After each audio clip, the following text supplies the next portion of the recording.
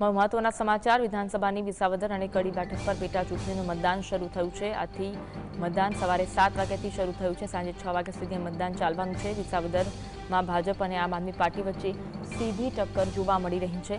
તો વિસાવદરમાં કિરીટ પટેલ અને ગોપાલ ઇટાલિયા મુખ્ય હરીફ છે કે જેમણે ચૂંટણી પ્રચાર માટે એડી ચોટીનું જોર લગાવ્યું હતું। કડીમાં ભાજપ અને કોંગ્રેસ વચ્ચે સીધો મુકાબલો જોવા મળી રહ્યો છે।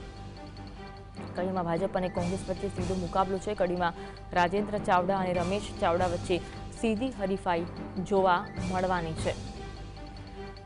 વિસાવદર અને કડીમાં 294 બૂથ પર મતદાન થયું છે। તેને લઈને તમામ તૈયારીઓ કરી દેવામાં આવી। સવારે 7 વાગ્યાના ટકોરે મતદાનનો પ્રારંભ થયો હતો। વિસાવદરમાં 800 પોલીસ જવાનો ખડે પગે તૈનાત કરવામાં આવ્યા છે। વિસાવદરમાં એસઆરપીની 3 ટીમ આ સાથે સીઆરપીએફની 4 ટીમને બંદોબસ્ત માટે તૈનાત કરવામાં આવી છે।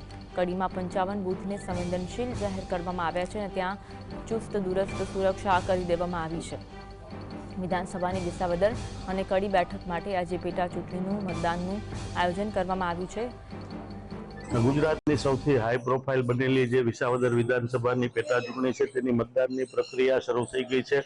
હાલ હું આપને જે સીધા દ્રશ્યો બતાવું છું તે વિસાવદર વિધાનસભાના ડુંગરપુર મતક્ષેત્ર વિસ્તારના છે। ત્યાં હાલ મતદારો લાઈનો લગાવી અને મતદાન કરવા માટેની પ્રક્રિયામાં જોડાઈ રહ્યા છે। જે મતદારો છે તે સૌથી પહેલા પોતાનો મતાધિકારનો ઉપયોગ કરી અને પછી તેમનું જે રૂટીન કામ છે તેમાં લાગે તેવી શક્યતાઓ જોવા મળી રહી છે। હાલ જે મતદારો છે તે મતદાન માટે લાઈનો લગાવી રહ્યા છે અને વહેલી સવારથી જ મતદારો છે તે મતદાન કરવામાં ઉત્સાહ દાખવી રહ્યા છે। ગુજરાતની જે ખૂબ જ હાઈ પ્રોફાઇલ બનેલી ચૂંટણીમાં આમ આદમી પાર્ટી અને ભાજપ વચ્ચે સીધી ટક્કર છે। ત્યારે વિસાવદરના જે મતદારો છે તે કોને પોતાનો ધારાસભ્ય બનાવે તેને લઈ ખૂબ જ મહત્વનો મુદ્દો બની ગયો છે।